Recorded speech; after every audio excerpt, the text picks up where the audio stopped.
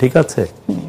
আপনি এই যে বাংলাদেশে যে মবের যে আপনি যদি আরো আগে যদি দেখেন 1950-র দাঙ্গা বা 1964-এর দাঙ্গা, বাংলাদেশের মব কিন্তু সব সময় ছিল।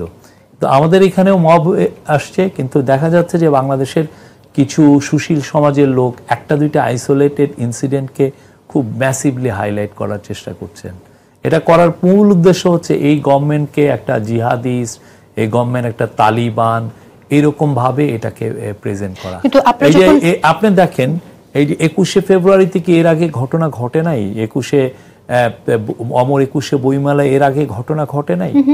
হ্যাঁ, আপনি এই যে অভিজিৎ রায়কে খুন করা হয়েছে কোথায়? জাস্ট উনি বের হচ্ছিলেন, ওইখানেই তো ওনাকে মারা হয়েছে। বা আপনি এর আগে তসলিমা নাসরিন নিয়ে, বা এর আগে কত রকমের কত হয়েছে। গত বছরও ফাহাম আব্দুল সালামের একটা বই ওরা ব্যান করে দিয়েছে, বা বলা হয়েছে আদর্শহীন, ধরেন নাই। এখন আপনি দেখছেন যে না, আজকালকে কিছু মাদ্রাসার স্টুডেন্ট যে একটা প্রকাশককে চ্যালেঞ্জ করছে, ওরা 200, হ্যাঁ, এটা আমরা তো এটাকে কন্ডেম করেছি। আমাদের গভর্নমেন্ট এই জিনিসটাই বা কেন হবে? ওনারা যদি কমপ্লেন হয় বাংলা একাডেমির কাছে কমপ্লেন করুক, ওইখানে যাবে, ওখানেও তো পুলিশ আছে, তাদের কাছে গিয়েও বলতে পারত। এটাই আমরা এটা কন্ডেম করেছি, কিন্তু কথা হচ্ছে যে আমরা দেখছি অনেকে এই ঘটনাগুলোকে, 2-3টা ঘটনাগুলোকে এক করে নিয়ে একটা বড় একটা ন্যারেটিভ সাজাতে চাচ্ছে। তাহলে এই যে ন্যারেটিভ সাজানোর যে আপনি যেমন ধরেন দেখেন এফেক্টেড হয়েছে স্থানীয় মানুষজন, এটাকে কমপ্লেন করছেন। 2টার ক্ষেত্রে সুনির্দিষ্ট অভিযোগ হচ্ছে যে ওরা বলছেন যে ওইখানে টিকেট ইন্ট্রোডিউস করেছিল। বিশেষ করে জয়পুরহাটে দেখেন, ওইখানে কিন্তু আবার ম্যাচ হয়েছে, ওইটার ভিডিও আমরা পোস্ট করেছি। ওই একই জায়গায় ম্যাচ হয়েছে। তো ওই জায়গায় কি করেছিল, আগে প্রাইভেটলি ওইটা অর্গানাইজ করেছিল এবং ওরা টিন দিয়ে পুরো মাঠটা ঘিরে রেখেছিল। ওখানেও কিন্তু একটা বিষয় মোবিলাইজড হয়েছে, কিন্তু মোবিলাইজ হয়েছে। আমি বলি ন্যারেটিভটা সাজাচ্ছে কি, যে বাংলাদেশে মেয়েরা ফুটবল খেলায় নিরাপদ না, মেয়েদের ফুটবল পুরো অ্যাটাক। আপনি 3টা ম্যাচ দেখে আপনি কি মনে করেন যে একটা দুটা না, 2700 ম্যাচ, এটা আর এমন না যে এটা ইনডোরে আমি করেছি, জনসম্মুখের আড়ালে যে ইনডোরে ম্যাচ, আমরা জনসম্মুখে ম্যাচ করেছি এবং সারা বাংলাদেশে। 32 নম্বর বাড়ি ভাঙচুরের ঘটনাকে আপনি কিভাবে দেখেন? হ্যাঁ, 32 নম্বর বাড়ি যে ভাঙা হলো, আমরা তো এই বিষয়ে 3-3টা স্টেটমেন্ট, এটা কি মব ছিল মনে করেন? আমি এই বিষয়ে 3-3টা স্টেটমেন্ট দিয়েছি।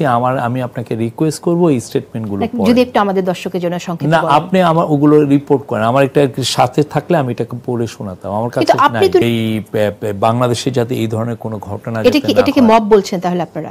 আমরা এই বিষয়ে আমরা আমাদের স্টেটমেন্টটা দিয়েছি। আমি আপনাকে অনুরোধ করব 3-3টে, আমরা এই স্টেটমেন্টগুলো পাবলিক, আপনি প্লিজ পড়ে নেবেন। তাহলে আপনি যখন অনভিপ্রেত বলছেন, তাহলে কি আবার 32 নম্বরটা সরকার গড়ে দেবে ওখানে?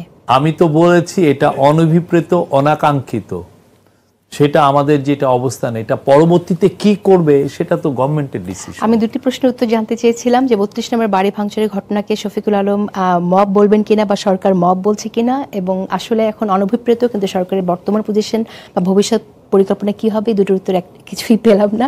আপনার মন্তব্যের দিকে আসি। না, 32 নম্বর ধানমন্ডি নিয়ে অনেক রকমের কল্পকাহিনী আছে, আবার অনেক রকমের উল্টো পাতার বাস্তবতাও আছে। যেমন আপনি প্রথম ধরেন এই 32 নম্বরই কিন্তু 1971-এর 16ই ডিসেম্বর, তখন পর্যন্ত হোটেল ইন্টারকন্টিনেন্টাল, যেটা ওখানে ভারতীয় সেনাবাহিনীরা ছিল, মুক্তিযোদ্ধাদের একটা অংশও ছিল, ছোট একটি দল। তখনই কিন্তু প্রথম 32 নম্বর ধানমন্ডির সামনে একজন বিহারিকে পিটিয়ে হত্যা করা হয়েছিল, তার নাম হচ্ছে জনাব ইব্রাহিম। কেন পেটানো হয়েছে? ওই বিহারিকে স্বাধীনতা যুদ্ধের 9 মাসকালীন সময় বিহারিরা তাকে খোঁজার জন্য মারা, যে আমি দেশে ফেরার পর জিয়াউর রহমান আমাকে ধানমন্ডির বাড়িতে ঢুকতে দেয়নি।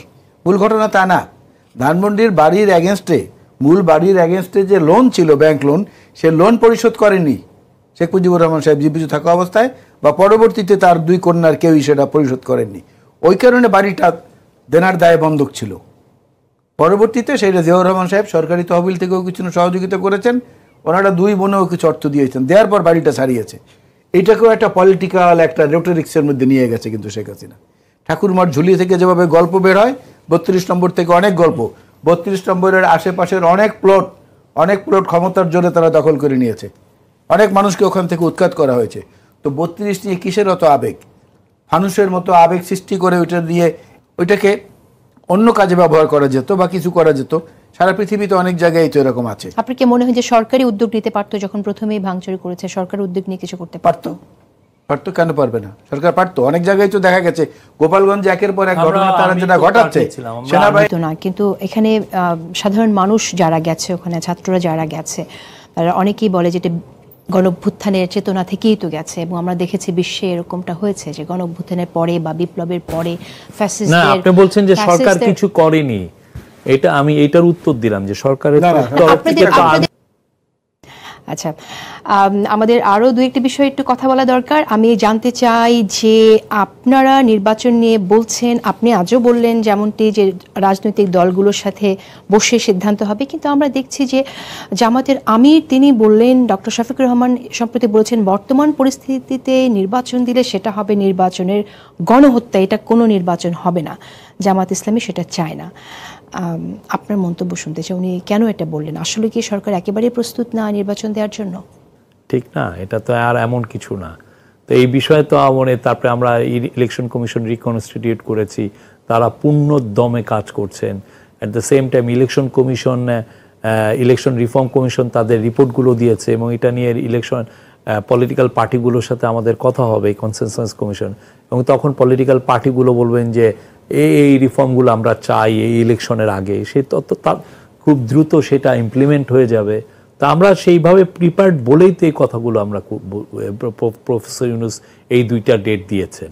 মজুম হোসেন আলাল, আপনার মন্তব্য শুনতে চাই। উনি যে এটা ইসলামী তো এই একই কথা, যিনি সেক্রেটারি জেনারেল, দুজনের কথাকেই যদি ধর্তব্য বলে বিবেচনা করি, তাহলে দেখা যাবে যে আবার গতকাল কি জামাতের সেক্রেটারি জেনারেল যিনি মিয়া গোলাম পরোয়ার সাহেব, উনি কিন্তু বলেছেন যত দ্রুত সম্ভব জাতীয় নির্বাচনের ব্যবস্থা করা হোক, নির্বাচিত সরকারই আসুক। তো কথা যে আসলে কোনটা ঠিক জামাত ইসলামী, সেটা কিন্তু এখন পর্যন্ত আরেকটি রাজনৈতিক দলের একজন কর্মী হিসেবে আমি নিজেও বুঝতে পারছি না যে আসলে ওনারা কোনটা চাচ্ছেন।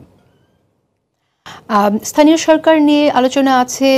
আমরা জানি যে অনেকেই চাইছে স্থানীয় সরকার নির্বাচনটা আগে হয়ে যাক, কোনো দলও চাইছে স্থানীয় সরকার নির্বাচন আগে হয়ে যাক, নির্বাচন ব্যবস্থা সংস্কার কমিশন প্রস্তাবও রেখেছে এটা হয়ে যাক। সরকারের আসলে এখানে সরকার কোনো সিদ্ধান্ত অলরেডি যে ল অ্যান্ড অর্ডার সিচুয়েশন আমরা বলবো যে অলমোস্ট নর্মাল।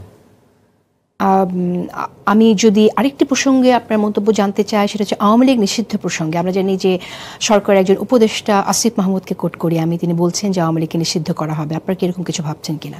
সেটা কাউন্সিল অফ অ্যাডভাইজার এটা নিয়ে ভাবেনি, বাট আমরা বারবার প্রথম থেকে আমাদের যে কথা যে এই পুরো ডিসিশনটা আসলে পলিটিক্যাল পার্টি নেবেন বা তাদের সাথে নিয়েই এটা করা হবে, তারাই বুঝবেন যে এটা কতটুকু কি করা উচিত। কনসেনসাস থাকতে হবে, কনসেনসাস সবাই মিলে একটা গ্রেটার একটা কনসেনসাসের উপরে এগুলো ডিসিশন হবে। এটা মূলত পলিটিক্যাল পার্টিগুলো এই ডিসিশনগুলো নেবেন, বিকজ আমরা তো পলিটিক্যাল পার্টি না, আমরা তো এই ইন্টারিম গভর্নমেন্টের মেয়াদ শেষ হলে আমরা চলে যাব।